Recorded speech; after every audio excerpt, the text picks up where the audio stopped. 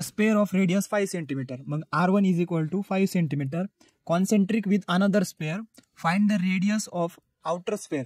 आता हा R1 झाला आपला इनर स्पेअर, R2 झाला आपला आउटर स्पेअर, त्याचा आपल्याला रेडियस फाइंड करायचं आहे. So shape factor for outer sphere with respect to inner sphere is 0.6.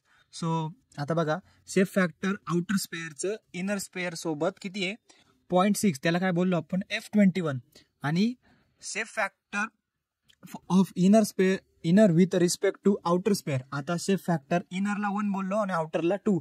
मग surface 1 to surface 2 is equal to F12 is equal to 1.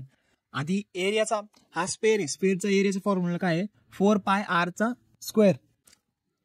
आता the relation between this parameter is govern by the reciprocity relation of shape factor. So A1 multiply by F12 is equal to A2 multiply by F21. Area 1चा formula काय आहे 4πr1 square multiply by F12 is equal to A2 चा formula काय आहे 4πr2 square multiply by F21. आता 4π get cancel, both साईडला same आहे त्याच्यामुळे कॅन्सल. मग आता काय शिल्लक राहिले ते लिहून घेऊ. 4 square multiply by F12 is equal to R2 square multiply by F21.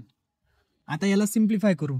आता ही जी टर्म आहे ही तिथली तिथं राहील, ही जशी तशी राहील. आणि हा याला मल्टिप्लायला F21 R2 ला मल्टिप्लायला तो काय जाईल लेफ्ट साईडला गेलो डिवाइडला जाईल.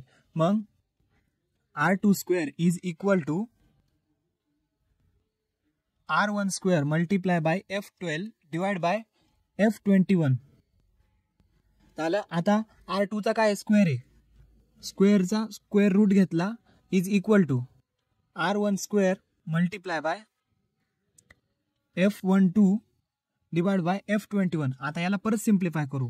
मग R2 इज इक्वल टू याला बाहेर घेऊ R1 स्क्वेअरला, R1 स्क्वेअरला बाहेर घेतल्यावर स्क्वेअर रूटचा त्याचा 2 कॅन्सल होऊन जाईल. मग R1 into the square root F12 divide by F21. मग R2 इज इक्वल टू आता याच्यात व्हॅल्यू पुट करू. आता R1 ची व्हॅल्यू 5, F12 ची व्हॅल्यू 1 आणि F21 ची व्हॅल्यू 0.6. आता यांना सॉल्व्ह करून घेऊ. आन्सर भेटेल आपल्याला R2 is equal to 6.4549 centimetre. हे झालं आपलं रेडियस.